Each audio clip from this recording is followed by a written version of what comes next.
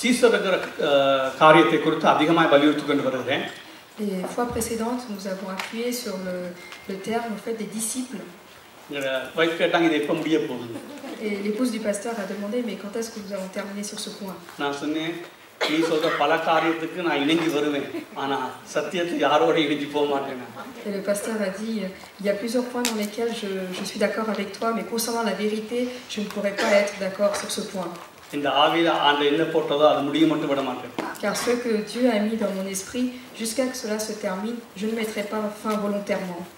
இந்த சீசருங்கிற அன்றைக்கு ஒரு 15 நிமிஷம் முன்னுக்கு மனதுக்கு போக முன்பாக ஒரு 15 நிமிஷம் நான் திரும்ப ஒருக்கா அந்த சீசருங்கிற காரியத்தில் ஏன் முக்கியத்துவம் இருக்குன்னு நான் சொல்ல போறேன். Avant de parler de la repentance pendant quelques minutes nous allons parler de l'importance au fait de disciples et de ce terme. கவனிங்க. இப்போ ஒரு உதாரணம் எடுக்கிறேன். Je vous donne un exemple. உங்களுக்கு எல்லாருக்கும் தெரியும் நான் இயேசுவின் பிள்ளை எனக்கு பயமே இல்லை என்னாலும் சந்தோஷம் என்ற பாட்டு எங்கள் எல்லாருக்கும் தெரியும். Chacun de vous connaissez cette chanson. Je suis un enfant de Dieu, je ne crains rien et donc je suis toujours dans l'allégresse. இயேசுவின் பிள்ளை. Donc parce que je suis un enfant de Dieu. இயேசுவின் பிள்ளை. Je suis enfant de Dieu. Okay கவனிங்க. இப்போ நான் சொல்றேன் இது எவ்வளவு சொன்னாங்க சொல்றேன் எவ்வளவு முக்கியத்துவம் இருக்கு நான் காட்டுறேன் உங்களுக்கு. Je vais vous montrer quelle est l'importance de ce verset. உண்மைப்படி நாங்கள் இயேசுவின் பிள்ளைகளா? En vérité, sommes-nous enfants de Dieu? நாங்கள் தேவனுடைய இயேசு எங்களுக்கு மூத்த சகோதரன். Parce que Jésus est notre grand frère. சரி இதிலே சொன்னேன் எவ்வளவு உன்கோடு பாருங்க இதிலேயும் தவறு விடக்கூடாது. Même dans ce que nous prononçons, nous ne devons pas faire d'erreur. இப்படி சொல்றதுனால இயேசு பிதாவுக்கு குறைஞ்சவர் அல்ல. Ça ne veut pas dire que Jésus est inférieur au Père.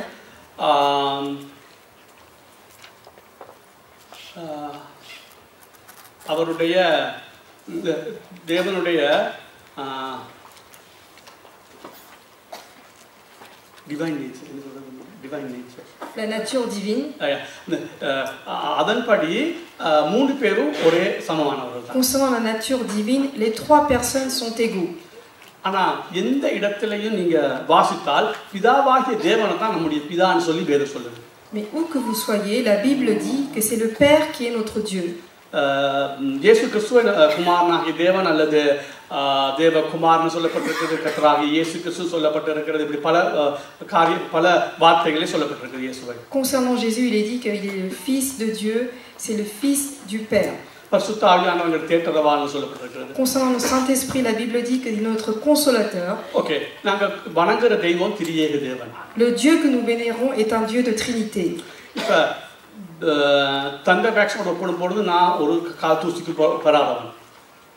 தந்தை பேக்ஸ்மோட ஒப்பிடும் பொழுது நான் காத்தூசி. Si je compare avec le Father Beckmans, je ne peux pas me comparer à lui, dit le pasteur. ஆனால் அவர் பாடின பாட்டு அதுக்குள்ள.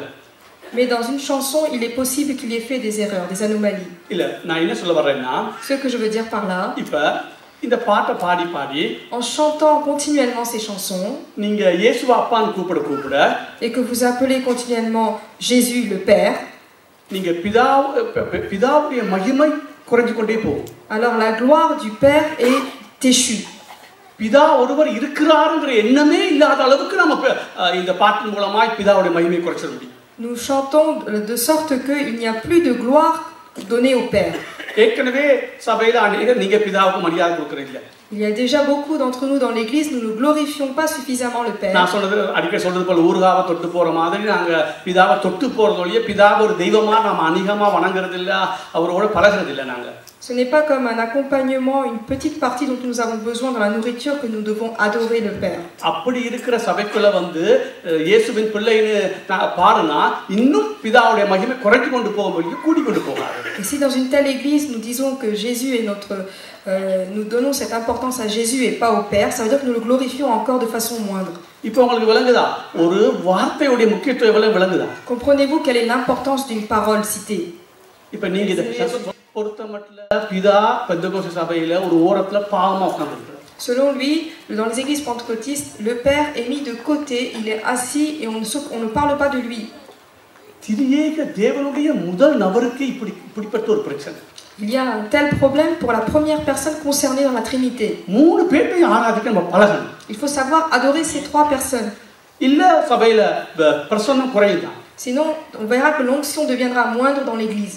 ரட்சிப்பை தொடக்கினவருக்கே நம்ம மரியாதை கொடுக்காத அளவுக்கு வாழ்றோம். Parce qu'aujourd'hui, nous ne donnons pas le respect à celui qui a débuté le salut dans notre vie. இதுக்கு காரணம் ஒரு சில பாடல்கள். Et ces raisons sont certaines chansons. பிரசங்கம் பண்றாக்கள் பிதாவை குறிச்சோ திரிதத்தை குறிச்சோ பிரசங்கம் பண்ணாங்க. Ou quelques prédicateurs qui ne s'adressent pas correctement et qui ne sont pas bien versés dans la parole. இப்ப விளங்குதா? வார்த்தை முக்கியத்துவம் விளங்குதா உங்களுக்கு? Avez-vous compris l'importance de la parole? விளங்குற கையெழுத்துறாம சொல்லுங்க. Si vous avez compris, levez la main. ஒரு வார்த்தை இல்ல, நாங்க சும்மா அப்பா அப்பான்னு இயேசு சொல்லி இன்றைக்கு ஒரு தெய்வத்தை பிதாவாகிய தேவனை நாங்கள் அறவே தள்ளுற அளவுக்கு வந்துட்டோம். Aujourd'hui, en disant un mot, en faisant certaines erreurs dans ce que nous prononçons, on a mis de côté Dieu le Père. ஆரம்ப காலத்துல எனக்கு சில புத்தகங்கள் கிடைச்சு நான் தப்பிட்டேன். Au départ, quand le pasteur il a eu certains livres, il a eu cette lumière pour comprendre ces choses. விசேஷமாய் அந்த John oval புத்தகம். Et surtout le livre de John Owen. அவர் சொல்லுவாங்க திரியேக தேவனுடைய ஊழியக்காரன் சொல்லுவாங்க அவர். On appelle cet homme le serviteur du Dieu de la Trinité. மூணு பேரை சமமா எப்படி நடத்துறதுக்கு பிதா இயேசுவை நடுமையமா வைத்து ஆனாலும் மூணு பேரை ஆராதிக்க எப்படின்னு அவருடைய புத்தகத்தை நான் முதல்ல வாசிச்சேன். Et le premier livre qu'il a lu, c'est le livre où on parle du Père, où il est centré dans ce sujet, mais il parle aussi des trois personnes concernées par la Trinité. நான் ரட்சிக்கப்பட்ட புதுசுல இந்த பெந்தெகோஸ்தேல இருந்தனால நான் நினைச்ச பிதா ஒரு ஆள் அது ஒரு கற்பனை கதையா இருக்கு. Au départ, quand il était dans l'église, le pasteur pensait que le Père est l'une des trois personnes, mais c'est comme un rêve, c'est une personne parmi d'autres. அது எப்பயாவது ஒருக்கா சொல்லிக் கொள்ள வேண்டியதா பேரு. Et qu'on en prononcerait de temps en temps. பயங்கரம். Mais en fait, c'est faux.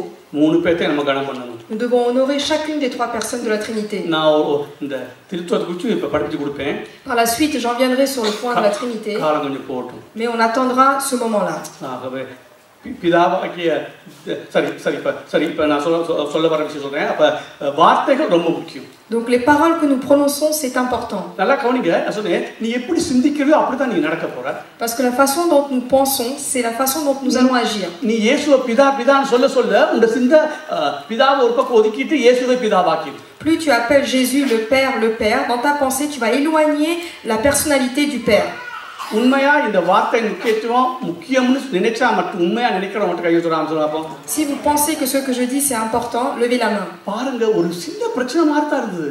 இயேசு அப்பான்னு சொல்றது தவறு இல்லைன்னு. இன்னைக்கு பிதாவை இல்லாம ஆக்கிட்டோம். Ça semblait être un petit problème appeler Jésus le Père, mais aujourd'hui il y a l'absence de l'honneur donné au Père. மரியாள் இயேசு தொலைச்சது போல நாங்க பிதாவை தொலைச்சிட்டோம். Comme Marie qui a perdu Jésus, nous avons perdu le Père. Je sais qu'aujourd'hui ici, beaucoup de personnes, vous ne donnez pas cet honneur au Père. C'est juste dans les paroles. Alors il faut se repentir de ce sujet. C'est le Père qui a dit, si je suis le Père, où est mon honneur? Cela ne va pas aboutir au niveau d'Israël, mais aujourd'hui dans les églises pentecôtistes. Que le Seigneur nous accorde sa grâce. Il faudrait demander pardon. Parce que nous avons manqué de respect à une personne de la Trinité. Il faut se repentir de cela.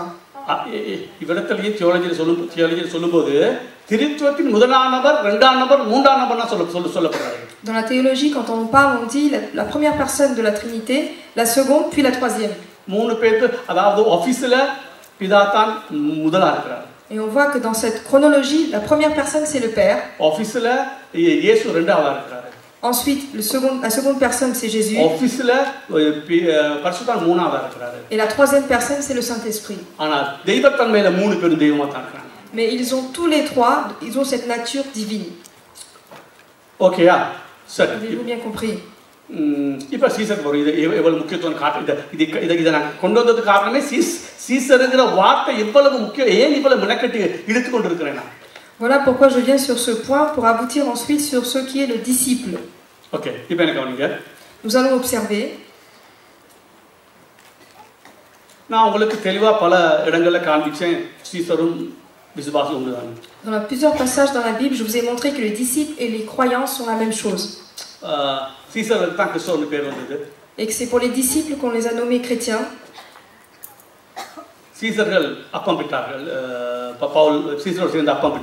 Et que Paul, avec les disciples, a rompu le pain. Et qu'aujourd'hui, les fidèles et les disciples rompent le pain, donc nous sommes tous une même personnalité. உலகம் எங்கும் போய் சர்வ சிருஷ்டிக்கும் சுவிசேஷத்தை சொல்லி நீங்க சீசராக்குன்னு சொன்னாரு. Allez dans le monde entier, enseigner la parole afin d'en faire des disciples, dit la Bible. சீசராக்குன பிறகு நீங்க கற்றுக் கொடுங்கன்னு சொன்னாரு. Après en avoir fait des disciples, enseignez-les, dit la Bible. அவன் நாம உலகம் எங்கும் போய் சுவிசேஷம் சொல்லி சீசராக்குன்னு சொன்னாலும் சரிதான், அவன் விசுவாசி ஆக்குன்னு சொன்னாலும் சரிதான். Aujourd'hui, donc, nous devons y aller, annoncer la parole afin qu'ils soient des disciples et qu'ils y croient dans le Seigneur. நான் சொன்ன பல வார்த்தைகளை நாங்கள் சீசருக்கு பயன்படுத்தலாம். Aujourd'hui, beaucoup de mots, nous pouvons les approprier aux disciples. சகோதரங்கிற வார்த்தை Nous பயன்படுத்தப்பட்டிருக்கிறது. pouvons dire frères, d'après la Bible. சீசர்கள் வார்த்தை பயன்படுத்தப்பட்டிருக்கிறது. Les disciples, மறுபடி பிறந்தவங்க பார்த்த அதே வார்த்தை தான். ceux qui sont nés à nouveau, விசுவாசினால் உண்டுதான். des croyants, தேவராட்சியத்தில் வந்துட்டேன்னு சொன்னால் உண்டுதான். ceux qui sont arrivés dans le இந்த royaume. வார்த்தைகள் எல்லாமே ஒன்றுன்னு சொல்றதை விட சினோனிம் சொல்லுவாங்க. Synonymes. Okay, Ce sont tous donc des synonymes. தமிழ்ல என்ன சொல்லுவாங்க? ஒத்த கருத்து இல்ல, யா கிட்ட ஒத்த கருத்து இல்ல. Et donc, ils ont tous des sens qui se ressemblent. Okay, சரி. அப்ப சகோதரன் சொன்னாலும், Que je dise des frères season சொன்னாலும், ou des disciples, மறுபடி பிறந்திருக்கேன்னு சொன்னாலும், ceux qui sont nés à nouveau, நான் தேவராட்சியத்தில் வந்துட்டேன்னு ceux சொன்னாலும், qui sont arrivés dans le இது royaume de எல்லாமே Dieu. கிட்டத்தட்ட ஒத்த கருத்துக்கள் உள்ளே வசனங்கள் தான். Tous ces mots ont le sens commun. ஓகேயா? Vous êtes d'accord? இது சந்தேகம் இருக்கு அவங்களுக்கு? நான் சீசர்கள் விசுவாசி ஒண்ணுன்னு ஏற்கனவே திருப்பி படிச்சு கொடுக்க முடியாது. Je vous ai déjà dit que les disciples et les croyants sont la même chose. நீங்க வேதத்தை வாசித்தால், Si vous lisez la Bible, சில இடங்கள்ல மட்டும் சீசரும் மற்றவங்களும் வித்தியாசம் மாறி காண்பிக்கப்படலாம். dans certains passages, vous pouvez voir une légère différence entre les disciples et les croyants. ஆனா நீங்க அத முன்னுக்கு பின்னுக்கு வாசிச்சு சேர்த்து வாசித்தா உங்களுக்கு விளங்கும் சீசரை பத்தி தான் சொல்லப்பட்டிருக்கிறது. Mais si vous lisez les versets qui viennent au-dessus et en dessous de ce verset concerné, vous comprendrez que c'est la même chose. இது விசுவாசிகளை பற்றி தான் சொல்லப்பட்டிருக்குன்னு நீங்க கண்டுகொள்ளலாம். Vous allez comprendre qu'il parle de disciples, mais il s'agit également des croyants. இப்ப நான் இவ்வளவு மனக்கறேன்னு சொன்னால், Pourquoi est-ce que je reste sur ce point? இப்ப நான் உங்களுக்கு இதெல்லாம் சொல்லி கொடுத்த பிறகு Après vous avoir expliqué toutes ces choses, யாராவது ஒருத்தன் வருவான், quelqu'un d'autre viendra. இதுல குழப்பத்தை தான் ஏற்படுத்துவாங்க. Et s'il vous parle d'une chose différente, இப்ப அவங்க நான் குறை சொல்லல, je ne dis pas mal de la personne qui viendra. ஏன் இந்த பெரிய பெரிய பரிசுத்தவான்கள் கூட இந்த சீசர்களை இப்படி குழப்பறாங்கன்னு நான் நினைக்கிறேன்னா, Mais le pasteur se pose la question pourquoi même de tels saints viennent et eux-mêmes n'ont pas vraiment une certitude dans ce qu'ils disent. நல்லா கவனிங்க. Écoutez bien, ஒரு வசனத்தை வாசிப்போம். nous allons lire un verset. மத்தேயு புத்தகத்தை திருப்பிக் கொள்ளுங்கள். Livre Matthieu, 28வது chapitre 28. 28ல 18ல இருந்து 20 மட்டும் வாசிப்போம். 18 à 20. Jésus s'étant approché, leur parla ainsi. Tout pouvoir m'a été donné dans le ciel et sur la terre. Allez, faites de toutes les nations des disciples, les baptisant au nom du Père, du Fils et du Saint-Esprit. Et enseignez-leur à observer tout ce que je vous ai prescrit. Et voici, je suis avec vous tous les jours jusqu'à la fin du monde. Amen. கவனிங்க. இந்த ஊழியக்கார உதாரணத்துக்கு Frederick Joseph அருமையான ஊழியக்காரர். Je parle d'un serviteur en particulier.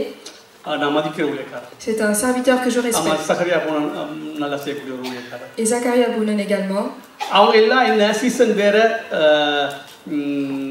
விசுவாசி வேறன்னு தான் சொல்றாங்க. Ces serviteurs disent que les croyants sont différents des chrétiens. நான் பைபிள்ல படி என்னால் அதை ஒத்துக்கொள்ள முடியாது. D'après la Bible, je ne peux pas accepter ce point. எனக்கு யார் சொல்றாங்க, எனக்கு இயேசுநாதர் வந்து சொன்னாலும் அவர் வார்த்தை காட்டணும். Même si quelqu'un d'autre vient me dire cela, je veux regarder d'après la parole si c'est vrai. ஒரே ஒரு வார்த்தை சீசர்களுக்கு கிறிஸ்தவர்களுடைய பேர் அந்த வார்த்தை அந்த ஒரு வார்த்தை மட்டும் எனக்கு போதும். இதுல எந்த சந்தேகம் எனக்கு வரதுக்கு தேவையில்லை. Une parole me suffit de dire que les disciples sont bien des croyants. விசுவாசிகள் தான் கிறிஸ்தவர்கள். Et donc ce sont les fidèles qui sont les chrétiens. அதாவது சீசர்னா யாருன்னா மனம் திரும்பி யார் இயேசுவை விசுவாசிக்கிறாங்களோ அவங்க எல்லாம் சீசர்கள் தான். Qui sont les disciples? Ceux qui se repentent de leurs péchés et qui acceptent, qui ont la foi qu'ils sont enfants de Dieu. லூக்கால இருக்காங்க. லூக்கா சொல்லப்பட்டிருக்குது மனம் திரும்புதலும் பாவ மன்னிப்பும் உலகம் எங்கும் போய் நீங்க பிரசங்கம் பண்ணுங்க. Dans le livre de Luc, il est dit repentez-vous et annoncez la parole de Dieu dans le monde entier. சரியா? ஓகே, மனம் திரும்புதலும் Il faut se repenter. பாவ மன்னிப்பும். இல்லன்னு சொன்னா மனம் திரும்பி நீ இயேசுவை ஏற்றுக்கொண்டு உனக்கு என்ன நடக்க போகுது? பாவ மன்னிப்பு வர போகுது. Il faut se repenter et avoir le pardon du péché. இங்க சொல்லுது நீங்க உலகம் எங்கும் போய் நீங்க சீசரத்தை சொல்லி எல்லாரையும் சீசராக்கி அதுக்கு பின்பாக கற்றுக் கொடுங்கள். Dans ces versets, il est dit, faites de toutes les nations des disciples, baptisez-les et enseignez-leur la parole. Okay, இப்போ நான் சொன்னேன், நீங்கள் இப்போ நான் இதை காரியம் சொல்கிறனால யாராவது பாஸ்டர் வந்து சீசராக்குன்னு சொன்னோன்னே நீங்கள் முழுசி கொண்டு இருக்க வேண்டிய அவசியம் இல்லை. Vous n'avez pas besoin d'être étonné du fait que je dis qu'il faut en faire de chaque personne des disciples. Okay, அவங்க என்ன அர்த்தத்தோட பேசுகிறாங்கன்னா, il faut connaître dans quel sens est-ce que cette parole est dite. இப்போ என்னைய பொறுத்த மட்டும் அவங்க எப்படி சொல்லணும்னு சொன்னால், selon le point de vue du pasteur, comment est-ce qu'ils doivent le dire? சீசத்துவ பயிற்சின்னு சொல்லக்கூடாது. Il ne faut pas dire que c'est une étude pour faire. அதை மாற்றி ஊழியக்காரர் பயிற்சின்னு சொன்னா சரி. Il ne faut pas dire que c'est une étude pour faire de quelqu'un un disciple, mais au contraire de faire de quelqu'un un serviteur. Est-ce que vous voyez la différence? ஏன் இப்போ நீ கேட்கலாம், சும்மா முட்டையில மை புடுங்காங்க pastor. Il ne faut pas prendre au fait des détails sur certaines paroles. Je ne suis pas là pour vous embêter. Si je vous parle de cela, c'est parce que je vais vous annoncer un point important par la suite.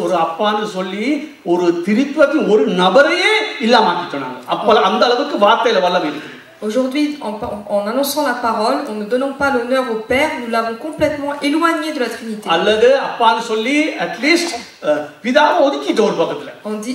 En disant Père à quelqu'un d'autre, aujourd'hui nous avons mis de côté le Père. C'est pourquoi il faut s'attarder sur la parole et la comprendre de façon correcte. Je vous le dis. En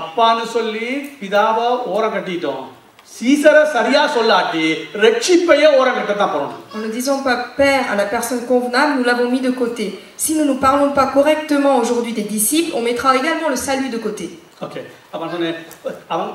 யாராவது வந்து இங்கே சீசத்துவ ஊழியம் செய்ய போற அப்படி சொன்னா நீங்க நினைங்க இவர் என்ன சொல்றாரு? Si quelqu'un vient ici et dit qu'il va faire le ministère afin de former des disciples, qu'est-ce que vous devez en comprendre? இல்ல திருப்பி சொன்னா இவர் வந்து சொல்றாரு சீசருக்கு ஒரு நான் ஒரு பயிற்சி செய்ய போறேன் அல்ல சீசருக்கு ஒரு தனி கூட்டம் செய்ய போறேன் அப்படி சொன்னா நீங்க என்ன விளங்கிக் கொள்ளணும்? Qu'est-ce que vous allez comprendre si quelqu'un dit je vais faire une étude spécialement pour les disciples? ஊழியக்காரருக்கு ஒரு கூட்டம். இப்ப நீங்க திருப்பி நினைக்கலாம் ஏன் இவரா இந்த சீசத்துவத்தை விடாம இவர் பிடிச்சுட்டு இருக்காரு? Cela veut dire que c'est une réunion concernant donc tous les fidèles, tous les croyants. இப்ப நான் வரேன். அப்ப இன்னைக்கு இப்ப ஃப்ரெடி ஜோசஃபோ அல்லது சகரியா போனோ மிக உயர்ந்த இடத்துல இருக்கிற நல்ல ஊழியக்காரர்கள். Que ce soit Freddy Joseph ou Zachariah Boulen, aujourd'hui ce sont des serviteurs qui sont haut placés. அவங்க சொல்ற ஒரு வார்த்தை பிழைக்கிறனால அவங்களோட ஊழியத்தை நான் குறைவா பார்க்கல. Le fait qu'ils aient mal prononcé une parole, je ne remets pas en question tous les services qu'ils font pour le Seigneur. Je les garde toujours comme ils sont. Aujourd'hui, je respecte toute leur expérience et je ne pourrais pas me comparer à eux.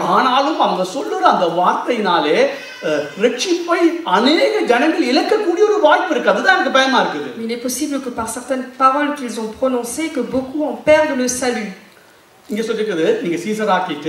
Dans la Bible, il est dit faites-en des disciples et ensuite enseignez-les. Dans d'autres termes, d'abord il faut que ce soit des croyants et ensuite enseignez-les.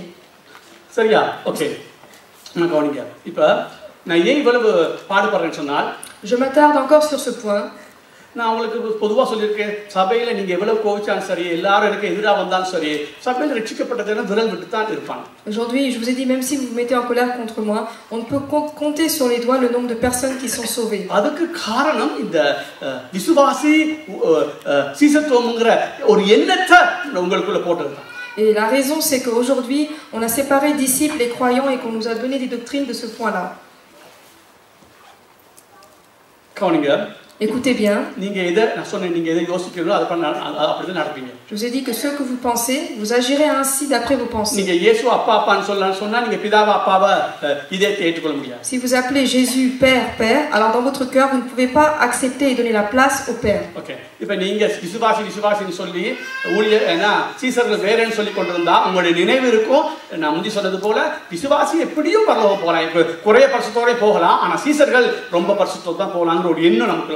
Parce qu'aujourd'hui dans nos pensées on dit que nous sommes des croyants et les disciples ont une autre altitude. Si on pense ainsi, ça veut dire que les disciples iront au paradis et les croyants non.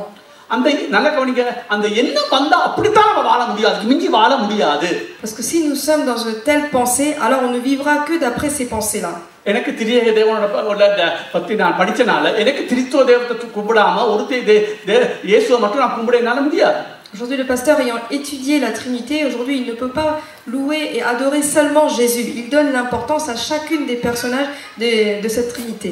நீங்க திருத்துவ தேவனை படிக்காட்டி நீங்க பேருக்கு பிதாவை சொல்லாம ஒழிய உண்மையா உங்கள் இதயத்திலிருந்து பிதாவை தொழுது கொள்ள முடியாது. ஏன்னா எப்படி மனுஷன் சிந்திக்கிறானோ அப்படிதான் அவளோட வாழ்வு அமையும். Si vous n'étudiez pas la personnalité de chaque personne dans la Trinité, alors vous ne pouvez pas en vivre dans votre vie spirituelle. இப்ப நீங்க நான் ஏன் இந்த சீசத்துவத்தை சொல்றதுக்கு இவ்வளவு கஷ்டப்படுறேன்னு சொன்னால், moi aujourd'hui j'ai beaucoup de difficultés pour vous parler de ce qu'est un disciple. இயேசுநாதர் சீசர்களுக்கு எப்படி வாழணும், வாழ்ந்தால் அவங்க பரலோகம் வரலாம்னு எழுதி வச்சிருக்காரு. Jésus a écrit dans la Bible qu'est-ce qu'un disciple, comment il doit vivre pour être amené au paradis. ஆனால் நீங்க अनेகர் அதை வாசிக்கும் போது இது எனக்கு இல்ல, இது சீசர்களுக்கு நீங்க நினைக்கிறீங்க. Mais beaucoup de vous, quand vous lisez ce passage, vous vous dites ça ne s'adresse pas pour moi, mais cela concerne uniquement les disciples. இப்போ நீங்க எத்தனை பேர் சொல்றீங்க, அதாவது பேர் சொல்லுது நீ எல்லாவற்றையும் வித்தால் ஒழிய நீ தேவன் அதாவது சீசன் எனக்கு இருக்க முடியாது. Combien d'entre vous avez lu ce verset? Si tu ne vends pas tout ce que tu possèdes, alors tu ne peux pas être mon disciple. எத்தனை பேர் நீங்க படிக்கும்போது ஓ அது உண்மை, அது நாங்க சீசர்ல தானே எங்களுக்கு அது இல்லை. Combien de vous, quand vous avez lu ça, vous vous êtes dit oui, je lis ce verset, mais ça ne s'adresse pas à moi car je ne suis pas disciple.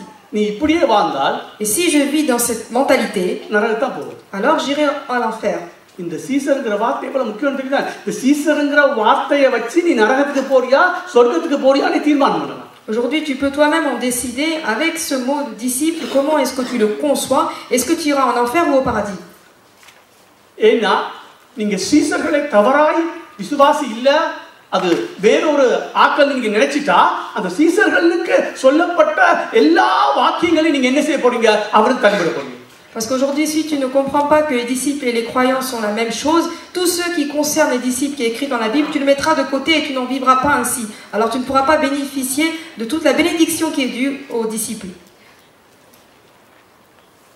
இன்னொரு விதமா சொல்றேன், சீசர்களும் விசுவாசியும் ஒன்றுதான் நான் சொல்றேன். ஒரு இன்னொரு விதமா நான் சொல்றேன். Je vais vous annoncer cela sur un autre point de vue, que les croyants et les disciples sont la même chose. ஆண்டவர் சொன்னார் கண்வீச்சில பார்த்தா நீ பரலோகத்துக்கு வர முடியாது. Dieu a dit si tu regardes avec la convoitise des yeux, tu n'iras pas au paradis. சத்ரு சிநேகிக்கா நீ பரலோகம் வர முடியாதுன்னு சொன்னார். Si tu n'aimes pas ton ennemi, alors tu ne pourras pas venir au paradis. இப்போ நீங்க சொல்லுங்க, இது யாருக்கு சொல்லப்பட்டது? Mais dites-moi vous, à qui s'adresse cette parole? எல்லாரும் தானே? À chacun de nous. எடுங்க இப்ப எடுங்க. இத சொல்லிட்டு இது இல்லன்னு யாராவது இல்லன்னு சொன்னீங்க கொலை விழுங்க. ஓகே எடுங்க. மத்தேயு 5 இப்ப காட்டுறேன் உங்களுக்கு, இது சீசர்க்கா விசுவாசி சீசர் உண்டா இல்லையான்னு பார்ப்போம். Matthieu 5. மத்தேயு 5ல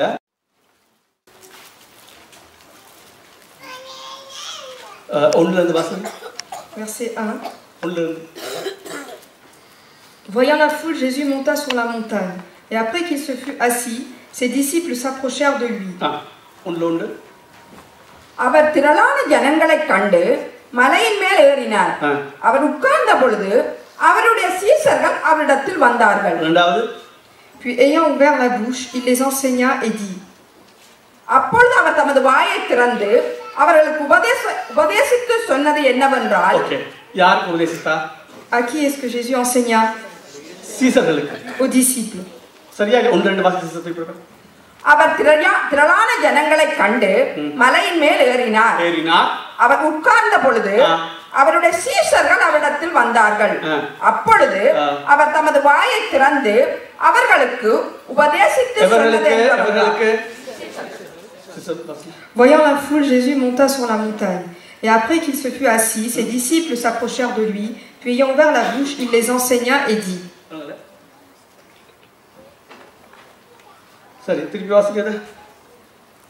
Voyant la foule, Jésus monta sur la montagne. Et après qu'il se fut assis, ses disciples s'approchèrent de lui. Puis ayant ouvert la bouche, il les enseigna et dit.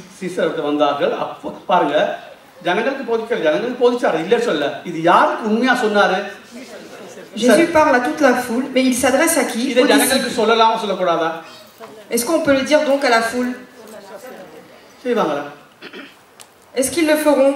இன்னும் நீங்க Bible படிக்கிறீங்க வேறு ஏதாவது படிக்கலாம். இப்போ நான் ஒருவனுக்கு பார்த்து சொல்றேன், நீ ரட்சிக்கப்படாதவனுக்கு பார்த்து இந்த மலைப்பிரசனம் நீ செய்ய முடியுமா? அப்ப என்ன நீங்க மலைப்பிரசனத்துக்கு அங்க சொல்றீங்க? ஜனங்களுக்கு அவர் பேசுனது அதாலதான் இது அப்படி போட்டது. நீங்க சரி திருப்பி வாசிங்க. Voyant la foule, Jésus monta sur la montagne, et après qu'il se fut assis, ses disciples s'approchèrent de lui. இந்த ஜனங்களை பின்னுக்கு போட்டு சீசர்களை முன்னுக்கு போட்டிருந்தா யாருக்கு இப்ப சொன்னது? Si on met la foule derrière et les disciples devant, ஜனங்களை சொல்ல வார்த்தை பின்னுக்கு போட்டுட்டு இந்த சீசர்ட வார்த்தை அது இப்படி வாசிப்போம். நல்லா கவனிங்க. அவர் திரளான சீசர்களை கண்டபோது மலை மேல் ஏறினார். அவர்கள் உட்கார்ந்த பொழுது அவர் ஜனங்களுக்கு ஜனங்கள் அவரிடத்தில் அப்படின்னு சொன்னா அது யாருக்கு பொருந்தும்? Si on inverse les paroles foule et disciples, alors on peut croire que cette parole s'adresse à la foule.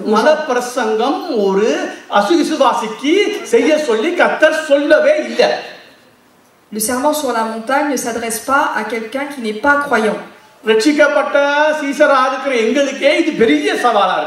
Aujourd'hui, nous qui sommes sauvés, il est difficile pour nous d'accomplir ces paroles.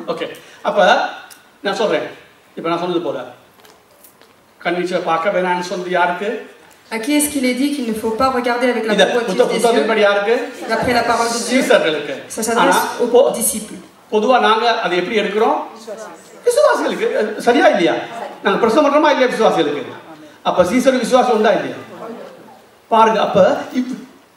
On s'adresse donc aux croyants, mais les croyants et les disciples, on en vient au même point, ce sont la même chose. ஒரு சில இடங்கள்ல சீசர்கள் விசுவாசிகள் வித்தியாசப்பட்ட மாதிரி இருக்காது. மாதிரி இல்ல, முன்னுக்கு பின்னுக்கு வாசித்தா நீங்க பிடிச்சிடுவீங்க. Dans certains passages on parle de croyants, dans d'autres passages dans la Bible on parle de disciples. Et si vous lisez bien tout le passage, vous allez comprendre qu'il s'agit des mêmes personnes et qu'il n'y a pas de différence entre ces deux termes. OK, இப்போ என்ன கவனிங்க. இப்போ நான் ஏன் இந்த சொன்னேன், இப்போ நீங்க நான் சொல்றேன் உங்களுக்கு, நீங்க உங்களை கொஞ்ச காலத்துக்கு நீங்க சொல்லும்போது உங்களுக்குள்ள நான் சீசர்னு சொல்லுங்க. Pour quelque temps, dites en vous, quand vous lisez la Bible, que vous êtes un disciple. Ce n'est pas un jeu que je vous dis de faire.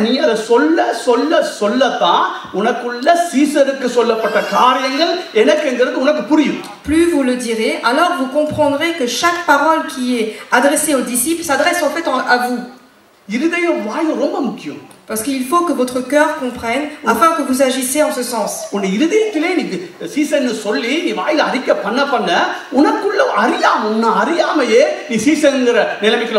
Plus dans ton cœur tu penses et tu lis en disant que ces paroles sont pour toi, alors dans ta bouche tu le diras toi-même que tu es un disciple. Et par la suite, si tu lis la Bible avec cette vision-là, et qu'il t'arrive une parole,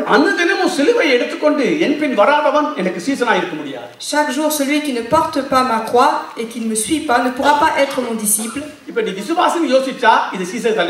Si tu penses que tu es un croyant, alors tu vas dire cette parole s'adresse uniquement aux disciples.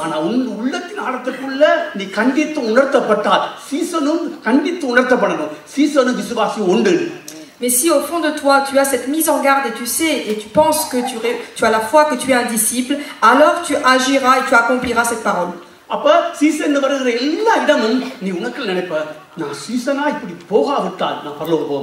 Et alors quand tu liras la Bible au fur et à mesure et qu'on parle de disciples, tu comprendras que si tu n'obéis pas à cette parole, tu ne pourras pas aller au paradis.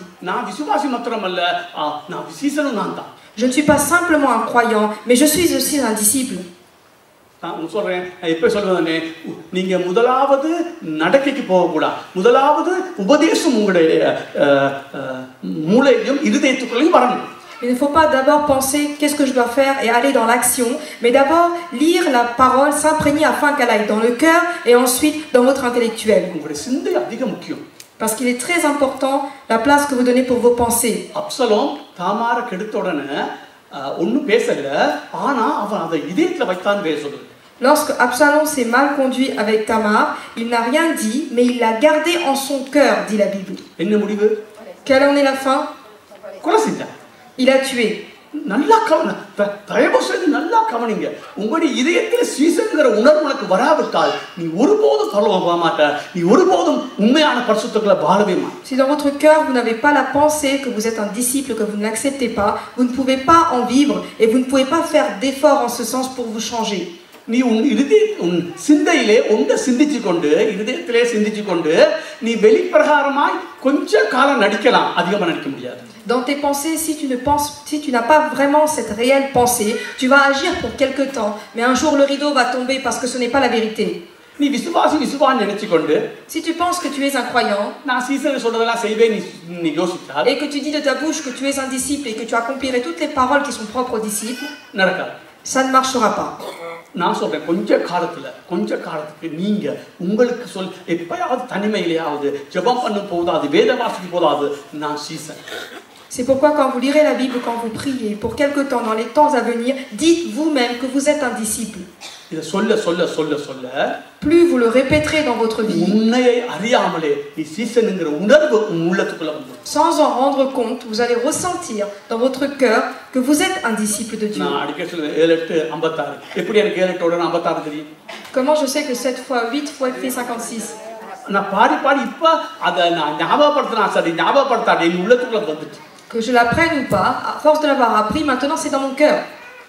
அப்ப நீங்க இப்ப சொல்ல இப்ப சீசர்ங்கற முக்கியத்துவம் எவ்வளவு விளங்குதா?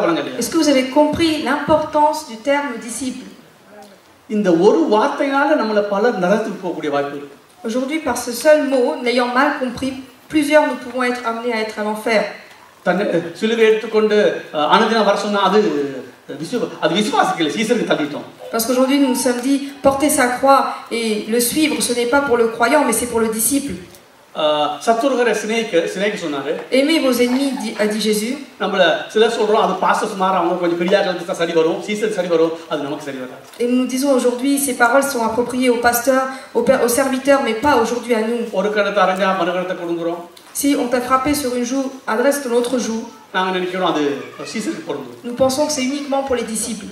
எனக்கு அது பொருந்தாது. Et que ça nous concerne pas. அப்பா அம்மாவை விட இயேசுவை நேசித்தால் தான் பரலோகம் வர முடியும் சொல்லுது ஆண்டவர். Si tu honores Dieu plus que tes parents, alors tu iras au paradis. அது சீசருக்கு. Et on pense que c'est uniquement destiné aux disciples. நான் சொல்றது. Vous comprenez? உன்னை அறியாமலே நீ வஞ்சிக்கப்படுவாய். Sans le savoir, au fait, tu es malmené. பாவம் வஞ்சனை உள்ளதுன்னு வேதம் சொல்லுது. La Bible dit பாவம் வஞ்சனை உள்ளது. que le péché, il peut nous ramener dans le mal.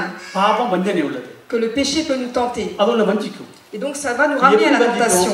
Comment est-ce que ça va nous tenter? அது சொல்லு நீ விசுவாசியா இருக்கிற, அது நீ எப்படி பரலோகத்துக்கு போ? Le péché dira toi tu es seulement un croyant, comment tu pourras aller au paradis? சீசன்ல இருக்காங்க அவங்க பரிசுத்தமாகாமையோ அல்லது நல்ல ஒரு பரிசுத்தம் வராமையோ அவங்க பரலோகம் போக முடியாது. Les disciples eux s'ils ne sont pas sanctifiés, ils ne pourront pas aller au paradis. நீ ஒண்ணு சொல்ல தேவையில்ல, பிசாசு அது உங்க உள்ளத்துல வர்றதுக்கு பிசாசு அது தான் வழியை செய்யும். Tu n'as pas besoin d'agir, le diable lui-même te tentera ainsi d'après ce que tu as lu parce que tu as mal compris. John மெக்காதன் ஒருவர் இருக்கிறாரு. Il y a un serviteur qui s'appelle John McCadden. அவர் ஒரு புத்தகம் எழுதினாரு. Et il a écrit ரெண்டு புத்தகம். 2 livres.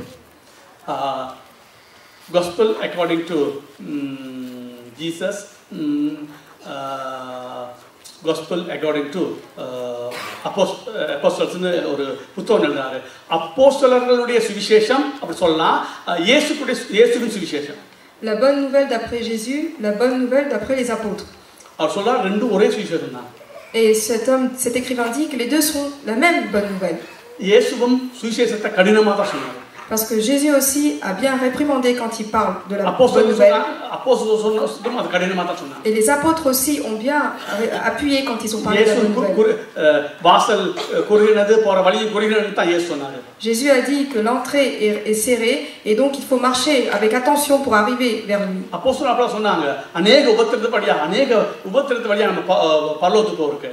Les apôtres également ont dit qu'on a beaucoup d'obstacles pour aller au paradis. நீதிமானே ரட்சிக்கப்படுறது அரிதாயின் பாவியும் அவிசுவாசி எங்க நிற்பான்? S'il y a peu de justes qui seront sauvés par Dieu, alors les non-croyants, où seront-ils?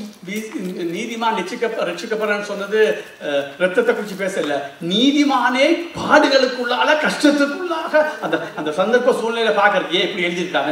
அவர் ரத்தத்தை சொல்லல. நீதிமானே போறதா இருந்தா நீதிமானே கஷ்டப்படாம துன்பப்படாம நொறுக்கப்படாம உடைக்கப்படாம போக மாட்டான். அப்ப மற்றவன் எப்படி போக போறான்? Si le juste même ne pourra avoir beaucoup de difficultés pour aller au paradis, pourquoi? Parce qu'il a beaucoup d'obstacles à traverser pour aller au paradis. Alors celui qui ne connaît pas Jésus, comment est-ce qu'il pourra y aller?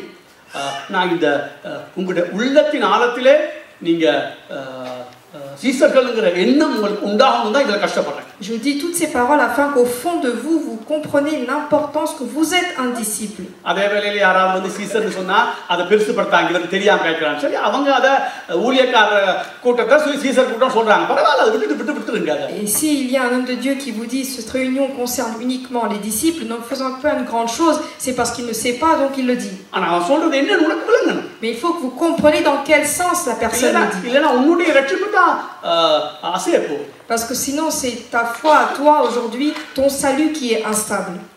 ஏன்னா இப்ப சீசர்கள்ங்கற வார்த்தையை எடுத்துக்கொண்டு si aujourd'hui nous reprenons la parole de disciple, நாங்க அடுத்த கிழமை அதிகமா சீசர்களுக்கு ஆண்டவர் கொடுத்த கட்டளைகளை நம்ம பார்க்க போறோம். Et donc la fois prochaine nous allons voir tous les commandements qui ont été donnés aux disciples. அப்பொழுது நமக்கு தெரியும் நம்ம பரலோகம் போவோமா போக மாட்டோமா. Et ainsi nous pourrons comprendre si en vérité nous irons au paradis ou pas. உதாரணத்துக்கு இன்றைக்கு சொன்னேன், சீசருக்கு தான் சொன்னது மலை பிரசங்கம், சீசர்கள் தான் செய்யிருக்கு. Aujourd'hui je vous ai dit par exemple, le sermon sur la montagne est adressé aux disciples. அப்படி இல்லாம பரலோகம் போக முடியாது. Et si nous n'accomplissons pas, nous ne pouvons pas. இப்போ ஓரளவுக்கு உங்களுக்கு வழங்கி இருக்குன்னு நினைக்கிறேன். Je pense que vous avez compris quand même ce que je viens de vous dire. இன்றைக்கு சீசரை பற்றி கேட்க வேண்டிய அவசியம் இல்லை, ஆனால் சீசத்தோட முக்கியத்துவத்தை எப்படி உணர்த்தணும்னு என் இதயத்தில் அது பதிஞ்சிருந்தது. Aujourd'hui mon but ce n'était pas de développer ce qu'est les disciples, mais c'était plus l'importance du mot disciple. என்னால சொல்லக்கூடிய அளவுக்கு விரிச்சு நான் சொல்லிட்டேன் சீசர்னா என்னன்னு. J'ai essayé d'expliquer en détaillant, en précisant le terme le disciple et son importance. ஏன் இவ்வளவு காலமும் இந்த சீசர்கள் யாருங்கறத நான் முக்கியப்படுத்துறேங்கிறது இன்னைக்கு சொன்னேன் உங்களுக்கு. Aujourd'hui je vous ai dit aussi pourquoi j'ai accentué et je me suis attardé sur ce sujet, son importance. ஒரு வார்த்தை எந்த அளவுக்கு பாதிப்பை கொண்டு வர முடியும்? À quel point est-ce qu'une parole on peut avoir des conséquences si nous l'avons mal prononcée ou mal appropriée? பாடல் மூலமோ அல்லது நாங்க ஏசப்பான்னு சொல்றது மூலமோ திருத்துவத்தின் ஒரு நபரை ஓரங்கட்டிடலாம். Que ce soit par des chants ou parce que nous adressons nos prières à Père en disant à Jésus, alors nous avons mis le Père d'un côté.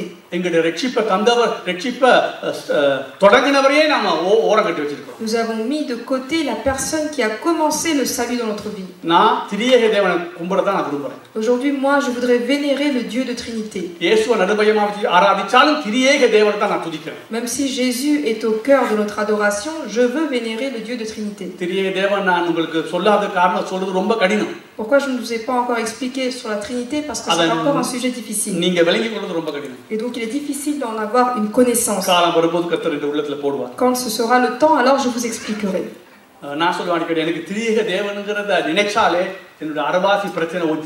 Le pasteur dit quand il pense et réfléchit sur ce sujet de la Trinité, alors il dit que la moitié de ses problèmes sont envolés. Parce que le fait de prononcer le Dieu de Trinité, il faut que ça ait un changement dans notre cœur. Ce n'est pas Dieu tout simplement, mais on parle de la Trinité.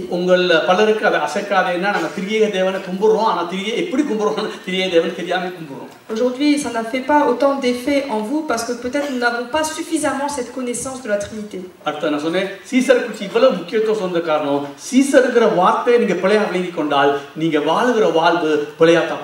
J'ai accentué aujourd'hui le terme de disciple parce que si nous ne donnons pas l'importance suffisante, alors notre vie aujourd'hui est fausse.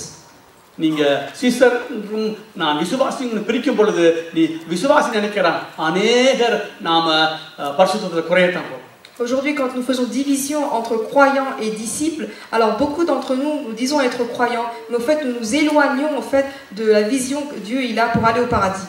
நீங்க சீசர்ங்கறத அடிக்கடி சொல்லி உங்க உள்ளத்துல நீங்க சீசருக்கு உணர்வை கொண்டு வந்துட்டால், si au contraire vous répétez que vous êtes un disciple, vous le répétez souvent et que vous concevez cette idée dans votre cœur, உங்களுக்கு தெரியும் நீங்க மத்தேயு, மார்க்கு, லூக்கா, யோவானிலே இந்த சீசர்களுக்கு சொல்லப்பட்ட காரியங்களை நீங்க உங்களுக்கு எடுத்துக்கொண்டு சீரியஸா அதிலே நீங்க காரியங்களை நடத்திட்டீங்க.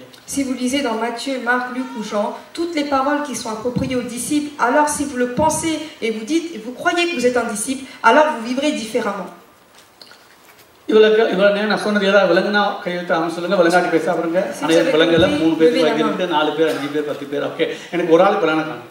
Même si une personne a compris, je suis content, dit le pasteur. நான் சொன்ன அடிக்கடி முழங்கால் படியிடாத 1000 பேர் 10000 7000 பேர் 7000னா லட்சக்கணக்கான இஸ்ரவேலர்கள் 7000 பேர் தான் வச்சிருந்தாங்க. Il y avait beaucoup de personnes parmi les Israélites, mais le Seigneur en a gardé que certains parmi eux. கானான் தேசத்துக்கு 2 பேர் 6 லட்சம் யோசிச்சு பாரு, 6 லட்சம் பேர் 2 பேர் தான் போனாங்க. Sur des milliers de personnes, il n'y a que 2 personnes qui ont pu aller à Canaan. ஆகவே நம்ம இங்க உட்கார்ந்து கொண்டு இருந்துட்டு பரலோகம் போக கூடாது. Aujourd'hui, nous ne pouvons pas croire qu'en restant assis et écouter la parole, nous pouvons aller au paradis. Okay, சரி. இன்றைக்கு மனத்தில கொண்டு இருக்க அது வேணாம். இன்றைக்கு நான் அடுத்த தொடங்குவோம். இன்றைக்கு அந்த லூக்கா 13 திருப்பி கொள்ளுங்க. Luc 13. நான் திரும்ப சொல்லுகிறேன், நாம பரலோகம் போறோம்னு நினைக்கிற அனைவரும் கூட போக மாட்டோம். கவனமா நம்ம எடுத்துக்கொள்வோம். என்னை சேர்த்து நான் சொல்றேன். Il faut lire avec attention la Bible. Nous ne devons pas croire que nous irons au paradis. Il faut faire ce que Dieu nous demande afin d'y accéder. அந்த சீசர்ன்ற வார்த்தைகள் நாங்க அடுத்து வர வாசிக்க தொடங்கும் பொழுது, quand nous lisons chaque fois la parole de disciple dans la Bible, நமக்கு தெரியும் அநேகம் நம்ம ரட்சிக்கப்படல, நாங்க இவ்வளவு காலம் ரட்சிக்கப்பட்ட மாதிரி இருக்கும். Il faut penser que jusque-là nous ne sommes pas réellement sauvés. Nous étions comme si nous étions sauvés seulement. அதுக்கு முன்பாக avant cela, கொஞ்சம் பேர் தான் போவோம் அப்படிங்கறத நான் ஆணித்தரமா பேச விரும்புறேன். Je préfère vous dire de façon fondamentale que certains seulement iront à Jésus. இன்னும் அதிகமா சொன்னா விரல் விட்டு தான் எண்ணி எடுக்க போறாங்க. Nous pouvons que compter sur les doigts de la main le nombre de personnes qui ira à Dieu. ஆகவே அதுல நீ போவியா? Est-ce que moi aussi j'irai? உனக்கு அந்த அளவு ஒப்பு கொடுக்க முடியுமா? Est-ce que à ce point-là aujourd'hui je me suis consacré à Dieu? அந்த அளவு இல்ல. சீசரா இருந்தா ஆண்டவர் சொல்றது எல்லாத்தையும் ஒப்பு கொடுத்துரு. Parce que Dieu a dit, si tu es un disciple, tu dois entièrement te consacrer à lui. Pourquoi est-ce que je me suis attardé sur ce sujet de disciple? Parce que à ce moment-là, toutes les paroles où on lit disciple, vous allez vous dire, c'est pas pour nous parce que nous sommes croyants. இப்போ நான் அடுத்த கிழமை மனம் திரும்புதல் இந்த Caesar தோற்றத்தை பேசும் பொழுது சீசர்னு சொல்லப்பட்ட காரியங்களை நம்ம வாசிச்சு தியானிக்கும் போது நம்ம அநேகர் போக மாட்டோமான கேள்வி வரும். உண்மையான ஆவியானவருடைய அசைவு வந்தா. Parce que les prochaines fois quand je vais parler de repentance et de disciples, si vous ne concevez pas que vous êtes un disciple, vous n'allez pas être touché par le Saint-Esprit afin d'être guidé dans le chemin de Dieu. சரி, 22 வாசிங்க. Verset 22.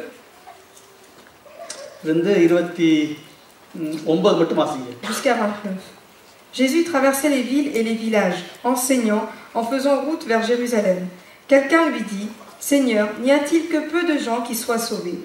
Il leur répondit, « Efforcez-vous d'entrer par la porte étroite, car je vous le dis, beaucoup chercheront à entrer et ne le pourront pas.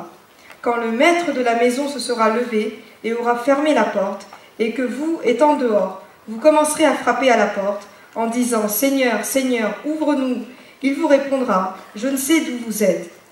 Alors vous vous mettrez à dire « Nous avons mangé et bu devant toi, et tu as enseigné dans nos rues ». Et il répondra « Je vous le dis, je ne sais d'où vous êtes, retirez-vous de moi, vous tous, ouvriers d'iniquité ». C'est là qu'il y aura des pleurs et des grincements de dents, quand vous verrez Abraham, Isaac et Jacob, et tous les prophètes dans le royaume de Dieu, et que vous serez jetés dehors. Okay, எனக்கு ஒன்று யாக்கோபு ஈசாக்கு அந்த French வார்த்தை வந்துச்சு. Okay, நீங்க வாசிங்க. அவர் எருசலேமுக்கு பிரயாணமாய் போகும்போது பட்டணங்கள் தோறும் கிராமங்கள் தோறும் உபதேசம் பண்ணிக்கொண்டு போனார். அப்பொழுது ஒருவன் அவரை நோக்கி, ஆண்டவரே, ரட்சிக்கப்படுகிறவர்கள் சிலர் பேர் தானோ என்று கேட்டான். இப்ப ஆண்டவர் போய் சொல்வாரா ஒன்னு சொல்வாரா? Est-ce que Dieu mentirait ou dirait la vérité? Vous y croyez? Alors est-ce que nous devons croire ces paroles?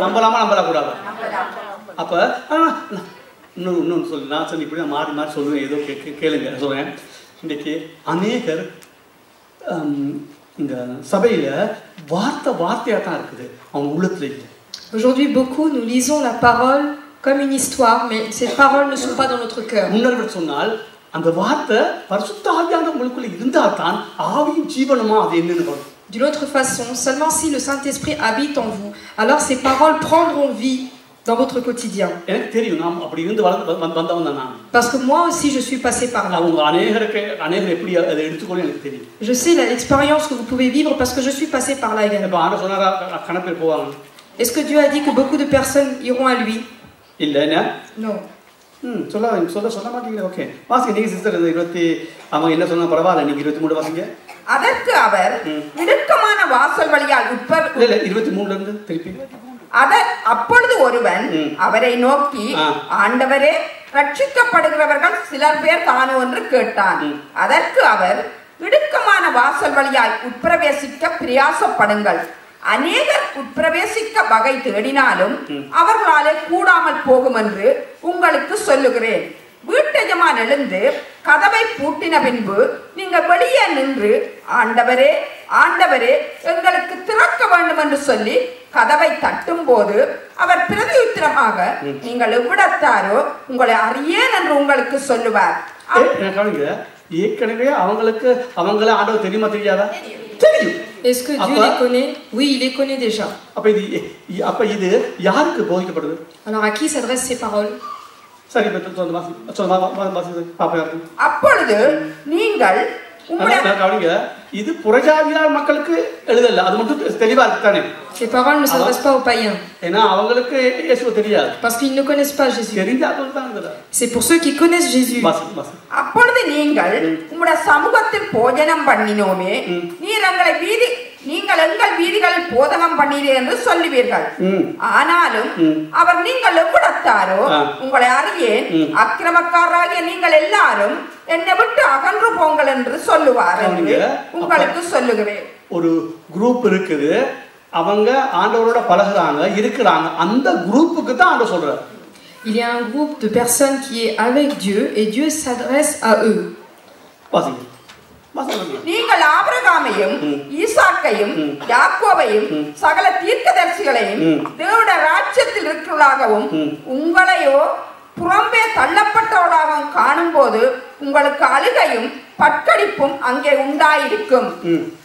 கிழக்கிலும் மேற்கிலும் வடக்கிலும் தெற்கிலும் இருந்து ஜனங்கள் வந்து தேவனுடைய ராஜ்யத்தில் பந்தியிருப்பார்கள். ஓகே, இது எப்படி எடுக்கலாம்னு சொன்னா இது யாருக்கு சொல்லப்பட்டது? À qui s'adressent donc ces paroles? இஸ்ரவேல் ஜனங்களுக்கு. Aux Israélites. அப்ப பொதுவா இஸ்ரவேல் ஜனங்க என்ன செய்றாங்க? நாங்க எல்லாரும் ரட்சிக்கப்பட்ட இல்லையோமா? Les Israélites ont pensé de façon générale qu'ils sont tous sauvés. இன்றைக்கும் ஆவிக்குரிய சபைகளிலே இஸ்ரவேல் ரட்சிக்கப்படாமே பரலோகம் போக சொல்ற பாஸ்டர்ஸ் கூட இருக்காங்க. Aujourd'hui, dans les églises spirituelles, il y a même des pasteurs qui pensent que, même en n'étant pas totalement sauvés, ils iront auprès de Dieu. Alors si encore aujourd'hui il y a des pasteurs qui pensent comme ça, parce qu'en fait ce n'est pas quelque chose de sensé, parce que le salut nous est accordé par Jésus. Ce n'est pas parce que tu es juif que tu iras au paradis. Observez bien. Si aujourd'hui on peut penser de telle façon,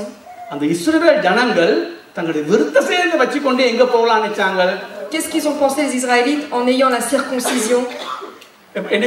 Qu'est-ce qu'ils ont pensé? Ils ont pensé que les païens n'iront pas auprès de Dieu, mais que eux certainement ils iront.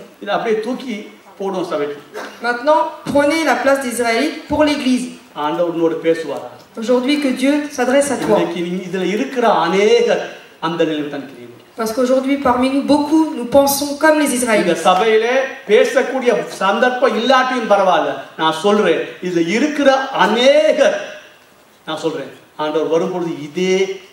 நான் சாப்பிடலையா, நான் பிரசங்கம் பண்ணலையா, நான் போதிக்கலையா, நான் translate பண்ணலையா, நான் அதை செய்யலையா, இதை செய்யலாம்னு சொல்லலாம். Parce que quand Dieu va arriver aujourd'hui, beaucoup de nous, nous allons poser cette question. Seigneur, je t'ai servi, ou alors j'ai traduit ta parole, ou alors je t'ai loué, j'ai fait l'adoration. Il ne faut pas que nous nous retrouvons dans ce groupe de personnes.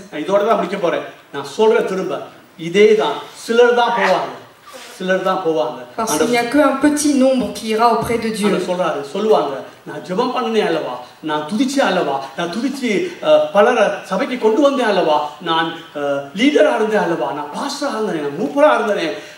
நான் இப்படி செஞ்சனே, நான் அப்படி செஞ்சனே, என் ஜெபத்தை கேட்டு அநேகர் வியந்தாங்களே, நான் அற்புதம் செஞ்சனே, அதிசயம் செஞ்சனே. ஆனா சொல்லுவாரு, சிலர் தான் வர போறீங்க, உங்களை நான் அறியேன். நீங்க சாப்பிட்டது உண்மை, நீங்க துதிச்சது உண்மை, நீங்க கண்ணீர் விட்டது உண்மை, நீங்க கல்வாரன் நினைச்சு அழுதது உண்மை, நீங்க இதெல்லாம் உண்மை. ஆனா அக்கிரம செய்யக்காரரு, உங்களுடைய வாழ்வு துப்புரவா மாறல, உன்னுடைய வாழ்வு ஒரு சதத்துக்கு உதவல்ல. ஆனா நீ முழுவதும் நீ செஞ்ச. அக்கிரமக்கார அகன்று, நான் சொல்றது எழுதி வை, இது நான் எழுதி வைக்க எழுதி வச்சிருக்குது. ஒரு நாள் வரும், அந்த நாள் ஆபிரகாம், ஈசாக்கு, யாக்கோபோட ஒரு சிலர் பந்திக்கு நாங்க உட்காருவோம், அநேகர் உட்கார முடியாது. Parce que le jour viendra, l'arrivée de Jésus, Dieu demandera, alors nous allons poser la question à Dieu, Seigneur, je t'ai servi, je t'ai loué, ou j'ai fait tel ou tel ministère pour toi, mais Dieu dira, vous êtes des personnes qui ont fait l'iniquité, je ne vous connais point. Alors nous ne pourrons pas être assis avec nos pères, comme dit la Bible. Nous devons penser aujourd'hui quelle est notre place, où est-ce que nous sommes si Jésus arrive. அப்படி நான் சொல்றது பிழையா இருந்தா இந்த ஒற்றை கிளிக்கு. Si ce que je dis est faux, ça veut dire que ces paroles de la Bible sont fausses également. வருந்தி நுழைய பார்த்து என்னைய பொறுத்த மட்டும் எனக்கு இந்த எந்த சந்தேகமும் இல்லை. Le pasteur dit aujourd'hui, je n'ai aucun doute sur ces paroles.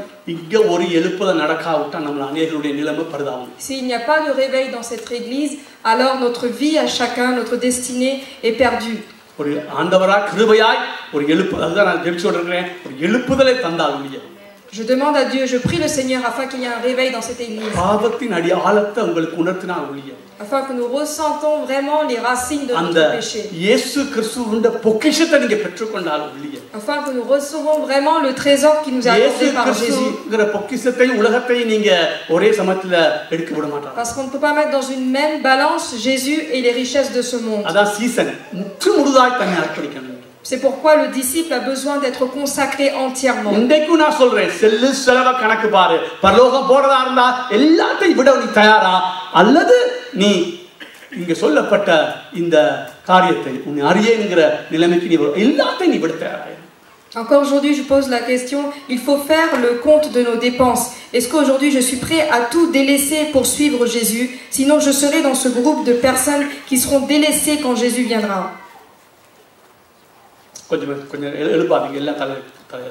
Nous allons nous recueillir en prière. ஆண்டவர் கிருபையால யாராவது ஒருவனாவது ஒருவனுக்காவது பரிசுத்த ஆவியானவர் இதனுடைய அந்த அகோரத்தை காண்பித்தால் நலமாயிருக்கும். Il est bien si le Saint-Esprit montre l'importance de ces paroles et de notre place qui est pécheresse dans notre vie. Il est vrai que nous avons loué le Seigneur, que nous avons fait de la musique pour lui, que nous sommes venus chaque dimanche sans en louper un, que nous avons prié en pensant à l'amour de Dieu sur le que nous avons prié en disant Seigneur, Seigneur, que nous avons même eu des réponses à nos prières, que nous avons dirigé certaines âmes vers le salut.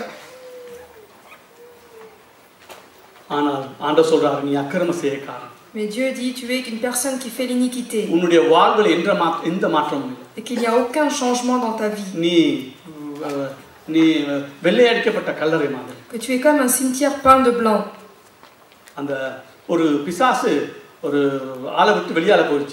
Parce qu'il y a un diable donc qui a quitté une personne. Ensuite cet homme s'est sanctifié un petit peu. Ensuite il y avait 7 mauvais esprits qui est venu en lui.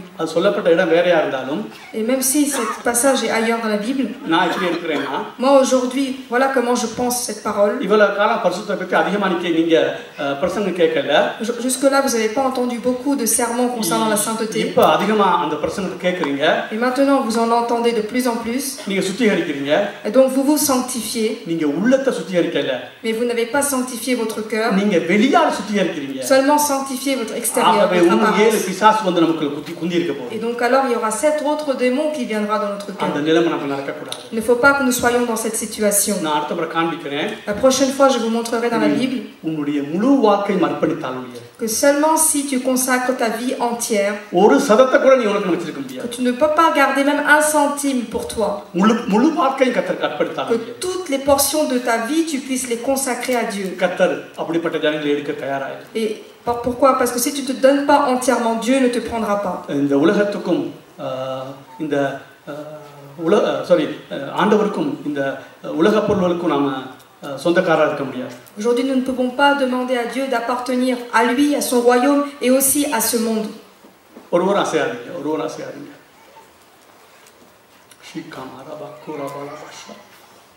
எனக்கு தெரியும் பரிசுத்த ஆவியானவர் உனக்கு இதை வெளிப்படுத்தினால் ஒழிய உன்னால இதை கிரகிக்க முடியாது. Aujourd'hui, seulement si le Saint-Esprit te renouvelle et te montre l'importance de ces paroles, s'il ne te révèle pas, tu ne peux pas toi-même le prendre à cœur. என்னுடைய வாழ்விலே எல்லாத்தையும் அர்ப்பணிக்க என்னால முடியாது. Aujourd'hui, moi-même de ma personne, je ne peux pas me consacrer à Dieu entièrement. ஆவியானவருடைய உதவி தேவை. Mais j'ai besoin de l'aide du Saint-Esprit pour le ஆனா faire. உனக்கு இந்த உலகத்தை நீ விட தயாரா? Mais aujourd'hui, est-ce que toi, tu es prêt à délaisser ce monde? உன் பாவத்தை எல்லாவற்றையும் விட தயாரா? Est-ce que tu es prêt à délaisser tous tes péchés?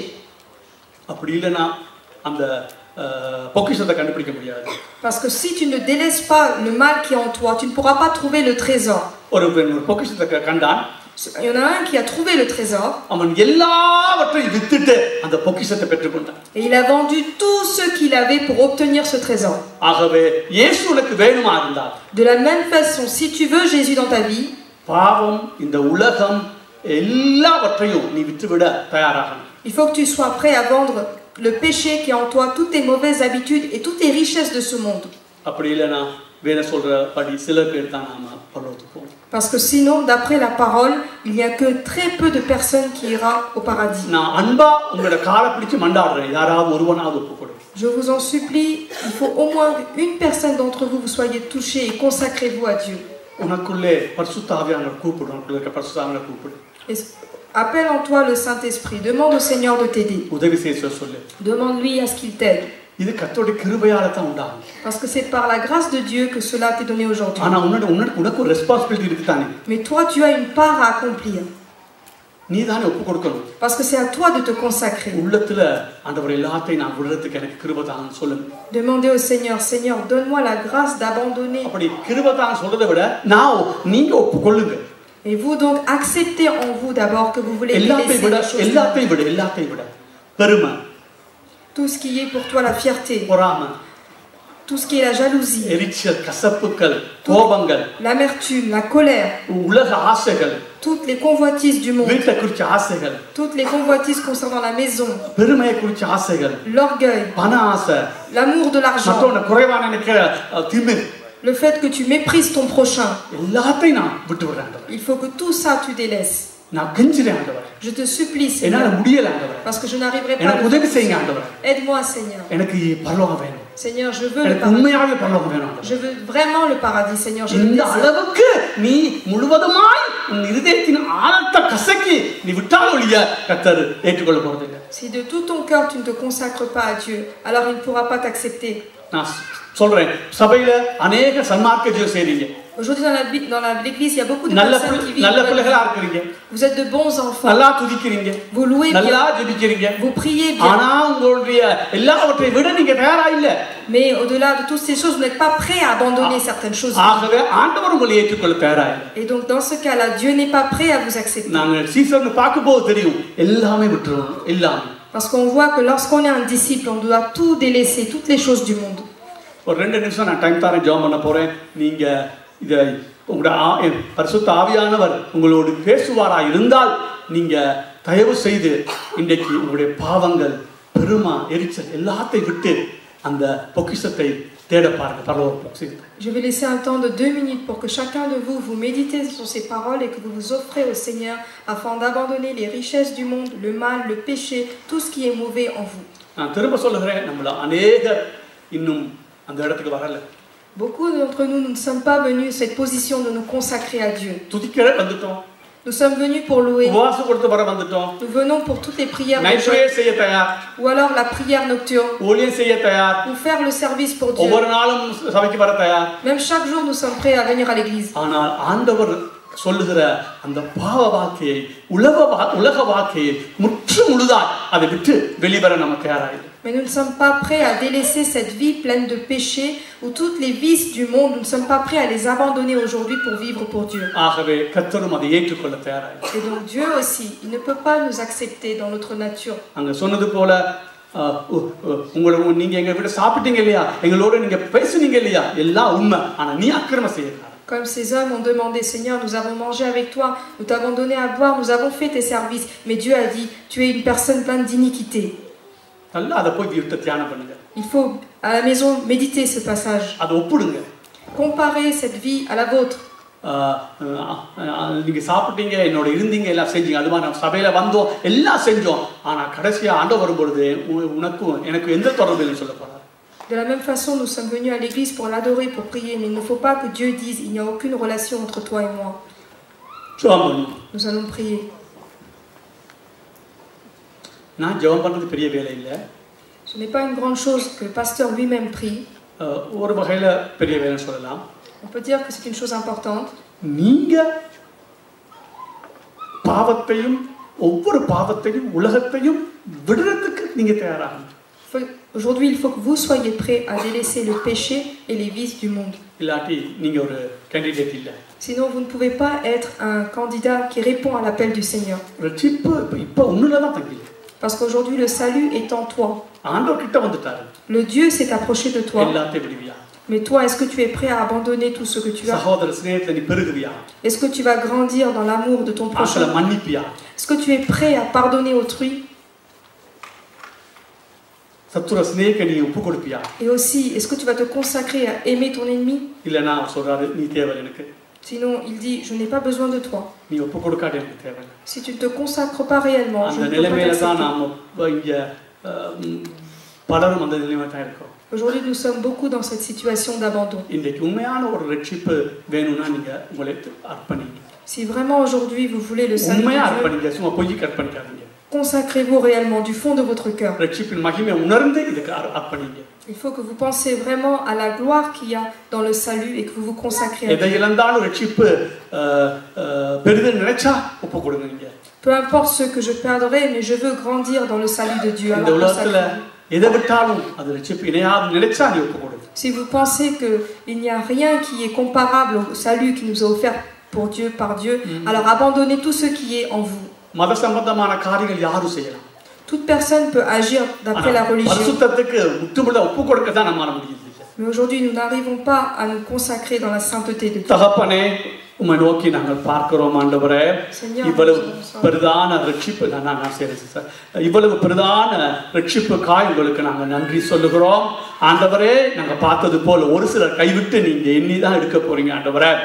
ஆனால் நான் என்னை அர்ப்பணிப்பேனா இருந்தால் நீங்க சொல்றீங்க நான் அதை ஏற்றுக்கொள்கிறேன்னு சொல்லி எல்லா பாவத்தையும் இந்த உலக ஆசைகளையும் பணம் வீடு சொத்து ஆண்டவரே எதுவா இருந்தாலும் சரி அது நீ உமக்கு முன்பாக அது ஒன்றும் இல்லாதது போல இருக்கணும். அப்படிப்பட்ட ஒரு நிலைமையை தான் நீங்க எதிர்பார்க்கிறீங்க. அப்படிப்பட்டவன் தான் பரலோகம் வர முடியும். ஆகவே தகப்பனே எனக்கும் இந்த ஜனங்களுக்கும் கிருபையை தருவீராக. இயேசு கிறிஸ்துவின் ஈடேற்ற நாமத்திலே பிதாவே. எழுந்துன்னு சொல்லுவோம். என் ஆத்துமாவே கர்த்தரையே ஸ்தோத்தரி, என் முழு உள்ளமே அவருடைய பரிசுத்த நாமத்தை ஸ்தோத்தரி. என் ஆத்துமாவே கர்த்தரையே ஸ்தோத்தரி, அவர் செய்த சகல உபகாரங்களையும் நீ ஒரு போதும் மறவாது. ராட்சியமும் வல்லமையும் மகிமையும் என்றென்றைக்கும் உம்முடைய. எனக்கு கவனிங்க இதெல்லாம் சொல்றது பெரிய காரியம் இல்லை. இதெல்லாம் சொல்றது பெரிய காரியம் இல்லை. இது சொல்லிட்டு பெரிய பரிசுத்தமா நினைக்காது. உன் வாழ்க்கை எது இருக்கு, எப்படி இருக்குது? உன் வாழ்க்கை நீ அர்ப்பணித்திருக்கிறாயா? உன் பாவ வாழ்க்கையை அர்ப்பணித்திருக்கிறாயா? இது சொல்றது பிரச்சனை இல்லை. இயேசு கிறிஸ்து கிருபையும் பிதாவாகிய தேவனுடைய அன்பும் பரிசுத்த ஐக்கிய அந்யோன்யம் எல்லாரோடும் கூட இது சொல்றது பெரிய பிரச்சனை கிடையாது. உன் வாழ்க்கையை அர்ப்பணித்திருக்கிறது. இது இன்னைக்கு இதை வாசிச்சு தியானம் பண்ணு. ஆனால் உன்னோட பேசுவா உனக்கு உண்மை. நான் சொல்றேன் உனக்கு உண்மையா பரலோகம் விருப்பம் தான். நான் சொல்றேன் பலர் நான் போக மாட்டோம். நம்ம மத சம்பந்தப்பட்ட ஆட்கள், நம்ம ஆண்டவர் சொந்தமான ஆட்கள் இல்லை, மத சம்பந்தப்பட்ட குரூப். நாங்கள் மதத்தை தான் ஆராதிக்கிறோம், ஆண்டவர் அல்ல. இருந்து ஆராய்ச்சிட்டு போயிருக்கோம். கவனமா இருக்கும். ஒரே ஒரு ரட்சிப்பு, இவ்வளவு பெரிய ரட்சிப்பு. இதை இதே ஆண்டவர் திருப்பி வலியுறுத்துறா. நானும் பைத்தியக்கார மாதிரி விசரக்கார எல்லாம் பேச இதே பேசுறேன். நானும் ஒருவனாக உணர்வடையும்.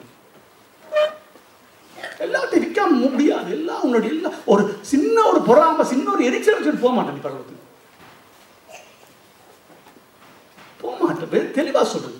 இதான் சீசருக்கு சொல்றது. இவ்வளவு கஷ்டப்படுறேன். இதெல்லாம் பொய்க்கும் புரட்டுக்கும் எங்களை ஏமாத்திட்டாங்க. கர்த்தர் உங்களை ஆசீர்வதிப்பார்.